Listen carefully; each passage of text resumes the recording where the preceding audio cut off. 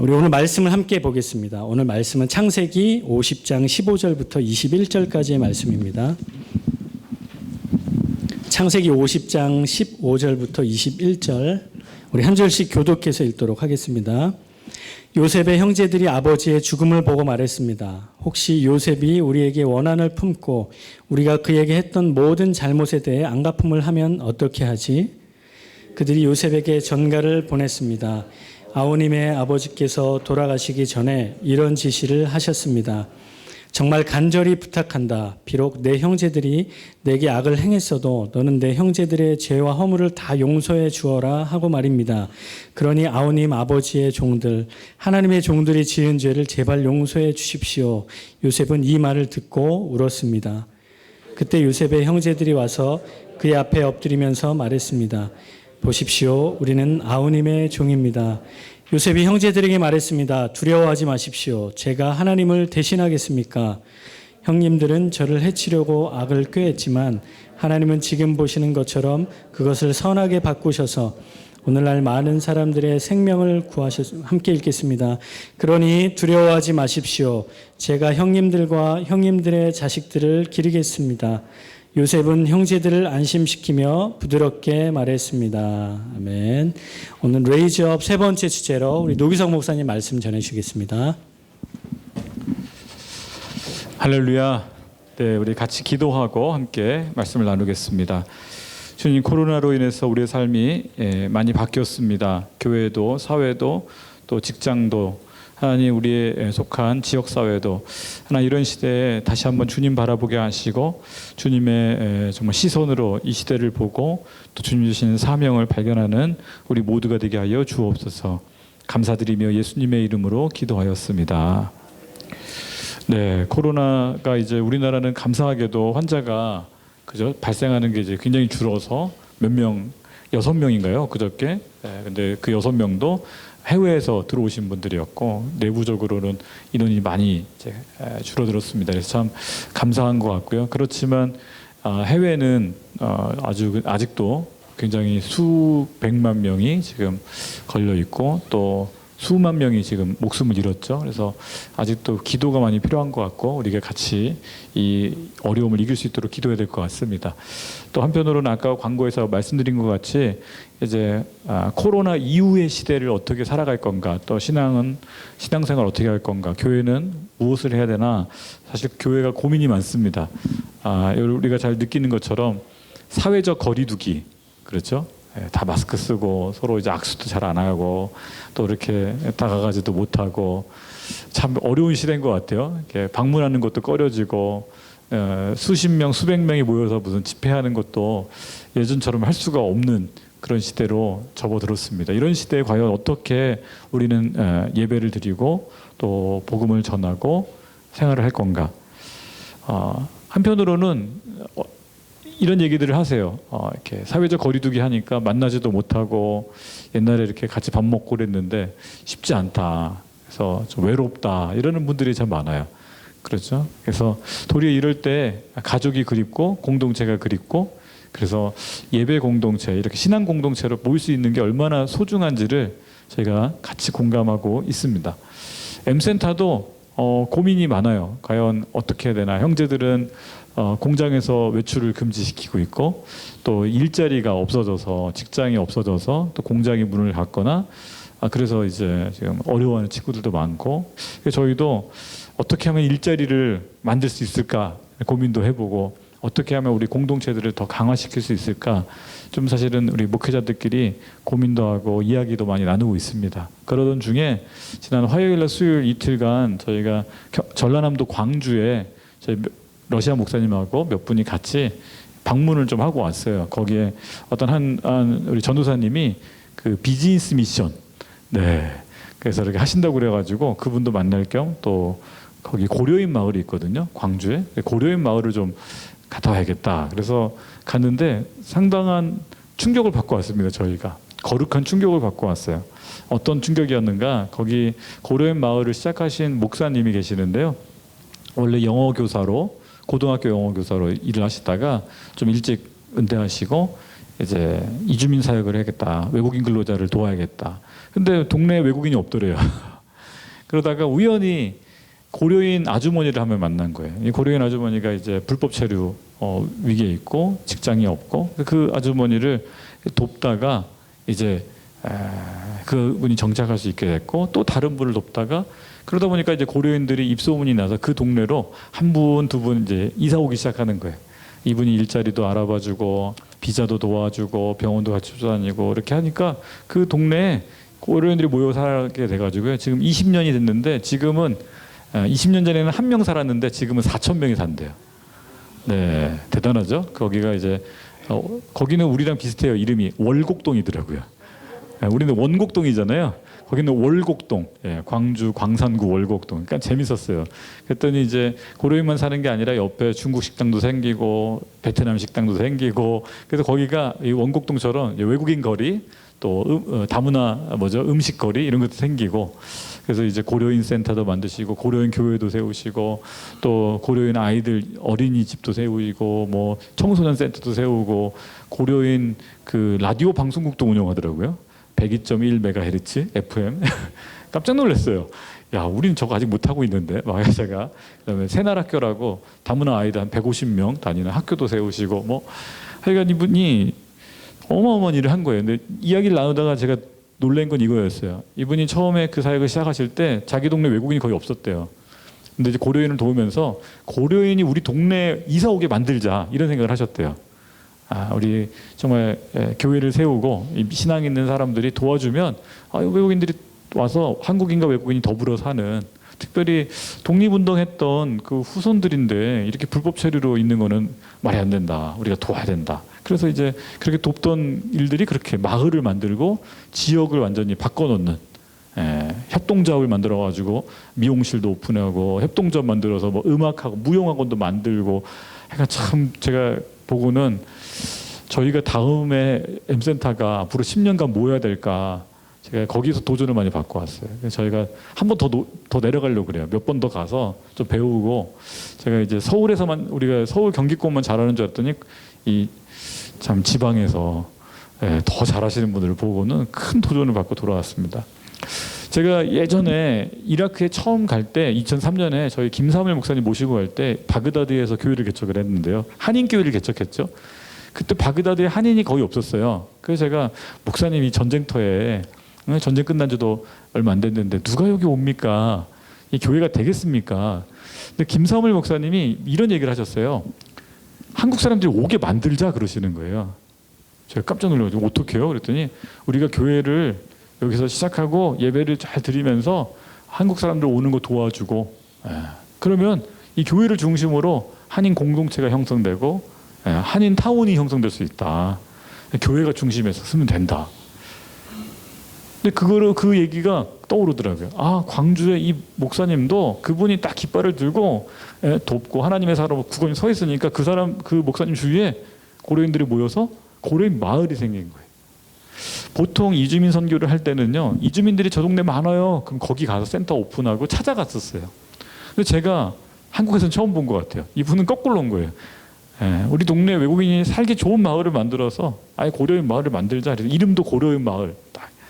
사실은 월곡동인데 해가지고 이거구나. 하나님의 사람이 딱 서 있으면 일자리를 찾아서 정말 먹고 살고 싶은데 일자리가 없는 사람들이 어떻게 해요? 찾아오는 거예요. M센터가 그 역할을 해야겠다. M센터가 딱 이곳에 있으므로 많은 외국 형제들이 우리 동포들이 이곳에 와서 도움을 받고 정착을 하고 뿌리를 내리고 가족을 이루고 마을을 이루고 정말 그런 공동체. 이게 하나님의 사람이 있기 때문에 일어나는 일이죠. 그렇지 않습니까? 제가 요셉을 이야기를 지금 3주째 나누면서 요셉이 그런 사람이었어요.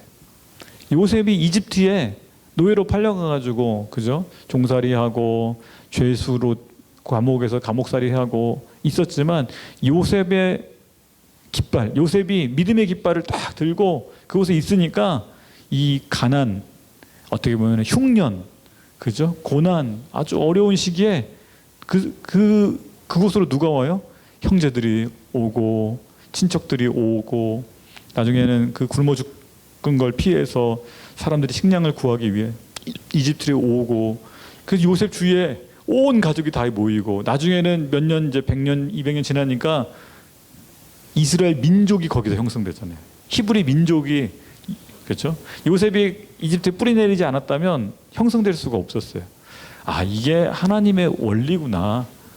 유목민처럼 떠돌아다닐 수도 있지만 때로는 그러나 하나님의 사람이 깃발을 다 믿음의 깃발을 들고 있으면 그 사람 주위에 공동체가 모이게 되고 사실은 이 폭풍우 같은 이 환란을 피해서 사람들이 몰려와서 생명을 잃지 않고 살아갈 수 있도록 만들어주는 것, 이게 바로 하나님의 사람 또 하나님의 공동체가 해야 될 역할이구나. 제가 이번 한 주간 광주 갔다 와서 생각을 참 많이 하고 있어요. 기도하면서 하나님, 우리 M센터가 앞으로 제가 처음 M센터 2014년 말에 와가지고요 건축하면서 2020년 비전 2020년 쫙 해서 벌써 2020년이 돼버렸더라고요.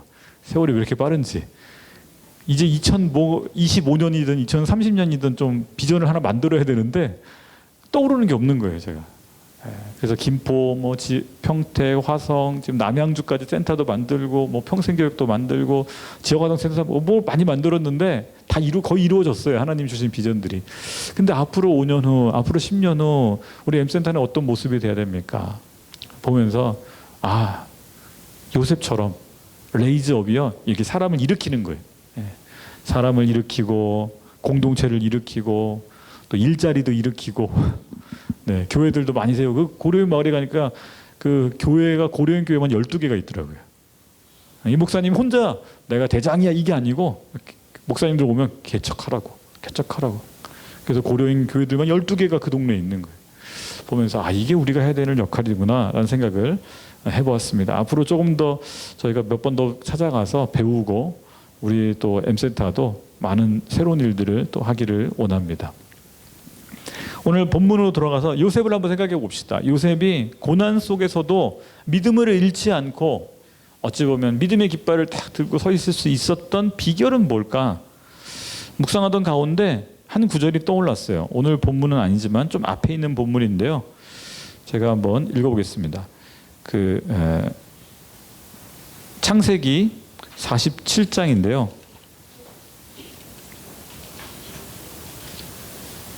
42장입니다. 42장 8절과 9절. 창세기 42장 8절 9절을 한번 같이 읽겠습니다. 네, 우리말 성경을 읽을까요? 같이 한번 읽겠습니다. 시작. 요셉은 자기 형들을 알아보았지만 그들은 요셉을 알아보지 못했습니다. 요셉은 전에 자기가 그들에 관해 꾸었던 꿈이 생각났습니다. 네, 거기까지만 여기서. 자기가 꾸었던 꿈이 어떻게 됐다고요? 생각났대요. 꿈을 생각해낸 거예요. 지금 30살이 된 요셉이 자기가 10대 때, 그죠? 10대 한 17살, 18살 그때 되겠죠? 꾸었던 꿈, 어떤 꿈이죠? 기억나시나요? 그죠? 볕단들이 자기에게 절하고 하늘의 별과 달과 그죠? 해가 자기에게 절하는 꿈. 사실 그 꿈 때문에 그 꿈 얘기 해가지고 자랑했다가 형들한테 시기 질투 받아서 노예로 팔려간 거잖아요. 꿈 때문에. 근데 그 꿈이 누가 주신 꿈입니까? 하나님이 주신 꿈이었어요. 감옥에 있었을 때도 그 꿈을 생각했을 거예요. 그리고 오늘 30살이 되어서 형들을 다시 만나는 이 시점에 그 꿈이 또 생각난 거예요. 이때 그 꿈이 해석이 된 거예요. 사실은 그 전까지는 그 꿈이 무슨 뜻인지 몰랐어요. 그런데 이렇게 형들이 찾아와서 절하며 도움을 요청하는 이 상황 속에서 이 꿈이 바로 그 꿈이었구나. 하나님이 주신 꿈이었구나. 하나님이 주신 꿈이 이렇게 이루어졌구나. 그는 깨달았죠. 여러분, 혹시 저와 여러분 가운데 10년 전에 꾼 꿈 기억나는 분 계세요? 20년 전에 꾼 꿈 기억나는 거 있으세요? 왜 기억이 안 날까요? 중요한 꿈이 아니기 때문에 기억이 안 나는 거죠. 속된 말로 개꿈은 기억이 안 납니다. 그런데 하나님이 주신 꿈이 있어요. 특별한 꿈, 계시적인 꿈이 있어요. 그 꿈은요, 잊혀지지가 않는 거예요. 마음에 새겨지고, 그죠? 가슴에 새겨지는 꿈들이 있어요. 그 꿈은요, 우리를 이끌어가요. 요셉이 비록 그 꿈 얘기 잘못했다가 형들한테 미움받아가지고 팔려갔지만 감옥에 아니 노예로 일하면서도 꿈을 생각했어요. 하나님 주신 꿈. 노예로 일하다가 또 감옥에 정말 억울하게 감옥에 갇혀 있을 때도 꿈을 기억했어요. 사실 요셉을 버티게 해준 요셉의 믿음, 하나님을 향한 믿음, 요셉의 마음을 지켜준 것이 있다면 사실 성경책도 없잖아요. 요셉 시대 때. 꿈이 요셉을 지켜줬어요. 그 꿈이 뭐예요? 바로 소망이에요. 하나님이 이 꿈을 이루실 것이다. 언젠가는 잘 이해는 안 되지만 그것이 소망이었고 또한 그것이 뭔가 하면 믿음이었어요. 요셉의 꿈과 그것이 소망과 믿음이 됐어요. 요셉의 별명이 꿈꾸는 자였어요. 꿈꾸는 자가 오는도다. 형들이 그렇게 놀렸던. 여러분 저와 여러분에게는 어떤 꿈이 있습니까? 고난을 이기게 해주는 꿈. 현재의 고난을 이기는 코로나 사태를 이기게 해주는 꿈. 지금 많은 사람들이 미래를 얘기를 못해요. 이 코로나 사태로 뭐 직장을 잃고 IMF 때보다 더 힘들다 말하고 그리고 사람들이 병원에서 지금 쓰러져 있고 사실 전 세계가 지금 뭐 난리죠. 식량난으로 막 식량이 없어서 굶어 죽는다. 줄을 막 수킬로로 서가지고 식량 받으러 서 있고 그런 사람들에게 무슨 꿈이 있을까요? 당장 먹고 살기가 힘든데 꿈 얘기하면은 어이구 배부른 소리 하고 있네 이렇게 말할 수 있어요. 요셉의 입장을 한번 생각해 보세요. 요셉도 그랬어요. 노예로 사는 사람에게 무슨 꿈을 얘기하겠습니까? 죄수로 감옥에 갇혀서 저 햇살도 창밖으로 나갈 수도 없는 자가격리가 아니죠. 이건 자가격리는 2주만 버티면 되잖아요. 요셉은 이게 2주가 아니라 몇 년이 될지 모르는 이 감옥 생활 속에서 정말 꿈 깨라 얘기하고 싶은 만큼 그런 상황이죠. 그런데 요셉은요 꿈을 잃어버리지 않았던 거예요. 꿈을 기억하고 있었어요. 그리고 형들이 와서 전할 때 그 꿈이 어떻게 돼요? 생각나고 사실은 해석이 됐어요. 바로 이거였구나. 하나님이 나에게 꼭 주셨던 꿈이. 그렇게 형들과의 관계가 회복이 되었어요. 요셉은요 형들을 몇 살에 만났냐면 총리가 된 나이가 30살이었어요. 7년의 풍년이 지나갔어요. 37이 됐죠. 그리고 흉년이 2년차 됐을 때 39이 됐을 때 형들을 만났어요. 그리고 형들을 사실은 용서해 주죠. 그리고 또 시간이 흘러갑니다. 이제 흉년도 다 지나가고 또 세월이 더 지나가고 안정된 생활이 됐겠죠. 조카들도 많이 태어났겠죠. 그런데 아버지가 돌아가신 거예요. 오늘 본문에 등장하는 것처럼 야곱이 이집트에 거주한 지 17년 되던 해에 죽습니다. 그러면 요셉의 나이는 몇 살일까요? 갑자기 산수가 됐죠. 39에 형과 아버지를 다시 재회해서 만났잖아요. 39살에 다시 만나서 17년이 지났으니 몇 살이죠? 56세가 됐어요.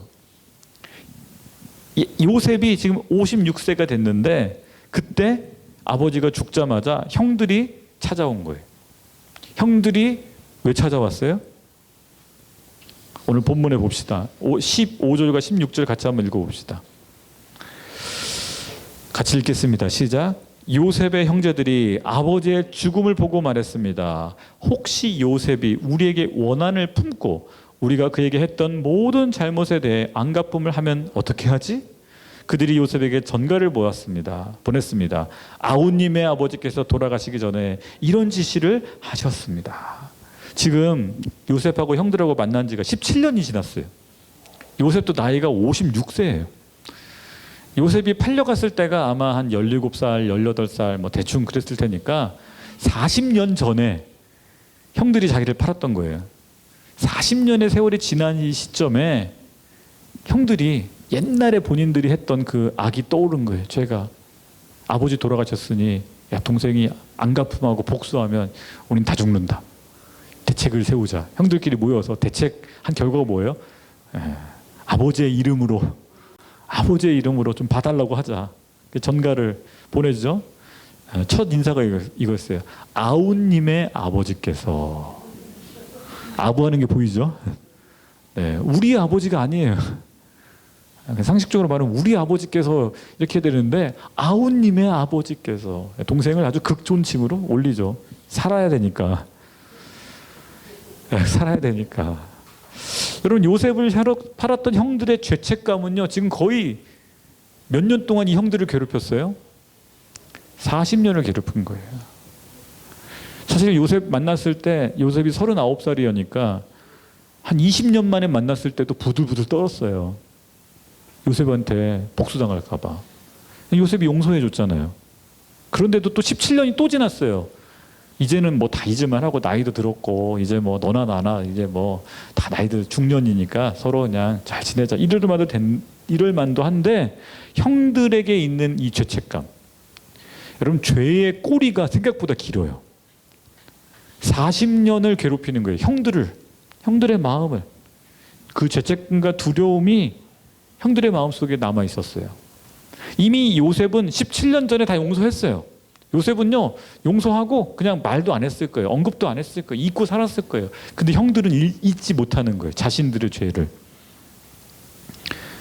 사실은 이건 요셉의 문제가 아니라 형들의 문제죠. 형들이 요셉의 말을 믿지를 못하는 거예요. 왜 못 믿을까요? 본인들 안에 믿음이 없으니까. 하도 속이고 인간적인 방법으로 살았으니까. 그러니까 또 확인하고자 아버지의 이름을 빌려서, 사실 진짜 아버지가 그렇게 얘기했는지는 확인할 길이 없어요. 본인들끼리 지금 어떻게든 방법을 또 써서 요셉에게 이 약속을 받고 싶은 거죠. 아니 17년 전에 이미 용서했다고 말했는데 또 용서해달라고 하는 거죠. 왜요? 그들이 믿지 못하기 때문에, 믿음이 없기 때문에. 우리도 일상생활을 하면서 우리 대화 가운데 이런 표현들을 쓰십니다. 진짜요? 진짜 그래요? 네, 그죠? 대화하다가 왜 그래요? 못 믿으니까. 서로 믿을 수가 없으니까. 하도 속이고 뒤통수 치고 친척끼리도 형제끼리도 하도 돈 때문에 사기치고 하니까 진짜예요? 정말이에요? 확인하고 또 확인하고 하죠. 사실은 그것은 상대방을 향한 믿음이 없는 것도 있지만 내 안에 믿음이 없기 때문에 그래요. 진짜 믿는 사이는 어떻게 돼요? 말 한마디만 해도 그냥 믿고 오케이. 네. 여러분 자식들이 엄마한테 엄마 배고파요. 그럼 엄마가 뭐라고 말해요? 내가 밥 차려줄게. 근데 딸이 와가지고 진짜요? 진짜 차려주실 거예요? 그럼 엄마가 어때요? 승질이 나죠. 너는 맨날 속고만 살았냐? 엄마 차려줄 거야. 근데 딸이 와서 또 계속 얘기하는 거예요. 진짜요? 진짜 차려줄 거예요. 그럼 엄마가 그러죠. 내가 네 새엄마냐? 왜 이렇게 못 믿어? 그죠? 형들이 동생을 못 믿는 건 요셉의 문제가 아니고 형들의 문제였어요. 그 안에 진실함이 없기 때문에 거짓이 가득 차다 보니 상대방의 말을 믿지 못하는 거죠. 여러분 우리 하나님의 사람들은요 믿음을 줄 수 있어야 돼요. 내가 용서하기로 했다. 그 용서하는 거예요. 다시 그거에 대해서 얘기하지 않는 거예요. 말은 용서한다고 얘기해놓고 또 얘기하고 또 얘기하면 어떻게 돼요? 똑같아지는 거예요. 잊어버리는 거예요. 하나님이 우리의 죄악을 잊기로 결정하시고 언급하지 않으시는 것처럼 우리도 기억지 않아야 되는 거예요. 그것이 어떤 사람의? 하나님의 사람의 모습인 것이죠.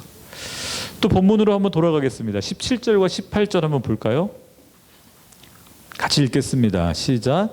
정말 간절히 부탁한다. 비록 내 형제들이 내게 악을 행했어도 너는 내 형제들의 악, 죄와 허물을 다 용서해 주어라 하고 말입니다. 그러니 아우님, 아버지의 종들, 하나님의 종들이 지은 죄를 제발 용서해 주십시오. 요셉은 이 말을 듣고 울었습니다. 그때 요셉의 형제들이 와서 그의 앞에 엎드리면서 말했습니다. 보십시오. 우리는 아우님의 종들입니다. 이 형들의 모습이 느껴지시나요? 그 마음이 느껴지시나요? 그들 안에 있는 불안감과 두려움과 떨림이 느껴지시나요? 간절히 정말 제발 용서해 달라고. 그죠? 요셉은요 어떤 반응을 보이나요? 이 말을 듣고 울었습니다. 마음이 아픈 거예요. 17년을 요셉이 도와주고 돌봐주고 이미 17년 전에 다 용서했고 형들에 대해서 한마디도 언급하지 않고 보살펴 줬어요. 근데 여전히 자신을 믿지 못하고 자신의 약속을 용서를 믿지 못하고 두려워하는 그 형들의 모습 보면서 요셉은 안타까웠어요.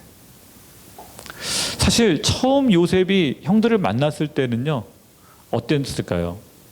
요셉도 형들을 과연 용서해야 될 수 있을까? 형들 믿을 수 있을까? 나를 팔아먹었던 형들. 그래서 어떻게 합니까? 처음 만났을 때 형들을 테스트합니다. 시험해봐요. 형들이 바뀌었나? 옛날 그 형들인가? 사실 뭐 많이 바뀌진 않았어요, 형들이. 이 모습을 보면 아우님 제발 정말 막 이러는 거 보면 옛날 40년 전에 자기를 팔았을 때 형들이나 지금이나 뭐 별 차이가 없는 것 같아요. 그래도 희망을 본 건 이거였죠. 형들한테 니네들 스파이지 하면서 테스트할 때 형들이 다 털어놓습니다. 아, 동생이 한 명 있습니다. 그래서 어떻게 돼요? 데려와봐라. 그냥 베냐민을 데리고 오죠. 그런데 그 베냐민의 곡식 자루에다가 은잔을 넣어가지고 테스트를 또 한 번 더 하는 거죠. 그랬더니 난리가 났어요. 요셉한테 말하는 거죠. 이 동생은 아버지와 생명이 연결되어 있어서 만약에 지금 고향에 못 돌아가면 아버지가 돌아가십니다. 사실 중간에 형제가 한 명 더 있었는데 그는 잃어버렸고 어떻게 되는지 모릅니다. 솔직히 막 다 털어놓죠. 막 살려고. 그리고 결정적으로 한 사람의 역할이 있었어요. 누굽니까? 유다죠. 유다. 넷째인 유다가 내가 종이 되어서 이집트에 남겠습니다. 대신 막내 베냐민은 고향에 갈 수 있도록 해주십시오. 본인이 대신 그 벌을 받겠다고 나섭니다. 요셉이 그때 눈물이 터져요.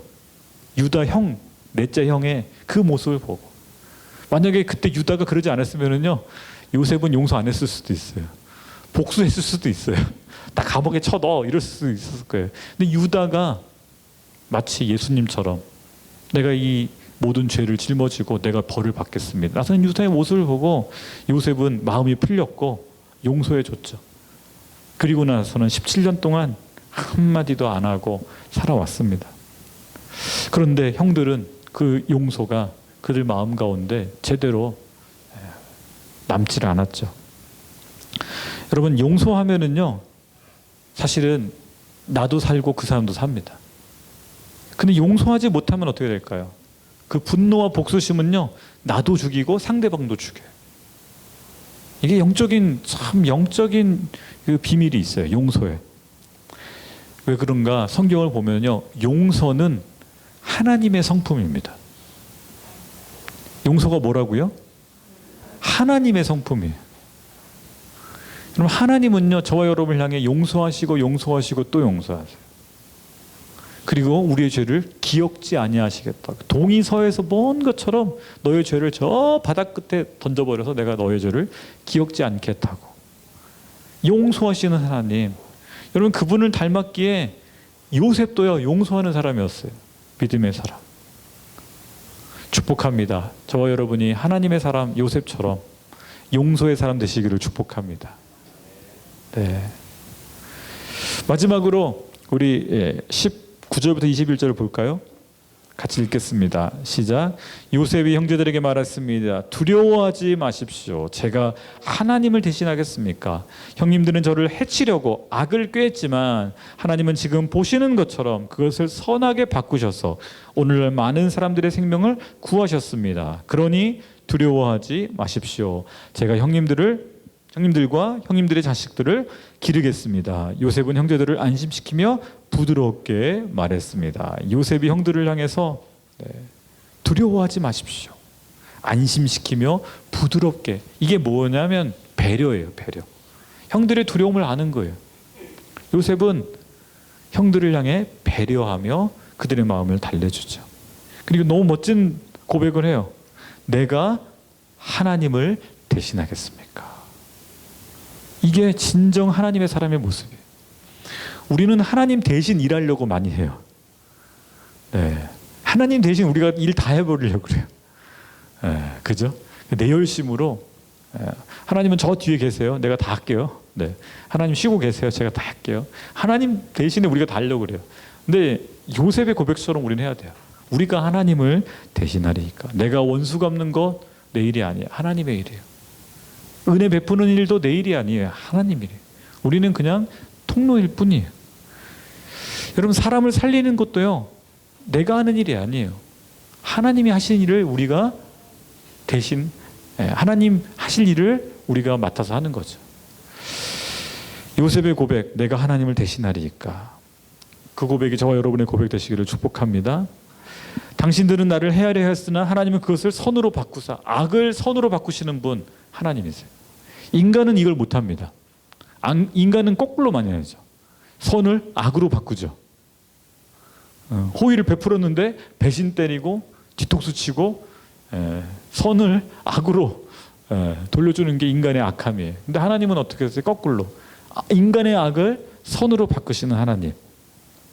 오늘 요셉의 인생이 그 꿈 때문에, 형들의 시기와 질투 때문에, 악함 때문에 어떻게 돼요? 아주 극단으로 떨어졌죠. 그리고 또 그 한 보디발의 아내의 그 악함 때문에 또 한 번. 그런데 그 모든 과정이 누구의 손길이었어요? 그 고난이 하나님의 손길이었음을 요셉은 고백해요. 자신의 고난과 자신의 인생을요, 하나님의 시선으로 해석하는 거예요. 해석이 되게 중요합니다. 상황과 환경은 바뀌지 않지만 해석은 바뀔 수가 있어요. 누구의 시선으로? 내 시선이 아니고 사람들의 시선이 아니고 하나님의 시선으로 요셉은 자신의 인생을 해석하는 거예요. 이 모든 고난이 악이었음에도 불구하고 하나님은 그 악을 선으로 바꾸셔서 결론은 뭐예요? 사람들의 생명을 구하셨다라는 거예요. 요셉을 통해서 그 가족이, 그 친척들이 다 굶어 죽지 않고 살았고, 흉년의 시기에 이집트 사람들이 굶어 죽지 않고 살았고, 주변에 있는 수많은 민족들이요, 흉년 7년 대흉년을 굶어 죽지 않고 버틸 수 있도록 하나님이 요셉을 준비시키셨고 그를 사용하셨다. 요셉의 고백이죠. 저와 여러분이 그런 사람 되기를 축복합니다. 저는 이 요셉의 고백을 들으면서 한 사람이 또 떠올랐어요. 한 분이. 누굴까요? 예수님이에요. 예수님의 십자가 죽음이 떠올랐어요. 하나님은 십자가의 그 악을, 인간의 죄악을 선으로 바꾸사 어떻게 돼요? 예수 그리스도를 통해서 십자가를 악의 상징에서 구원의 상징으로, 죽음의 상징에서 생명의 상징으로 바꿔놓으셨어요.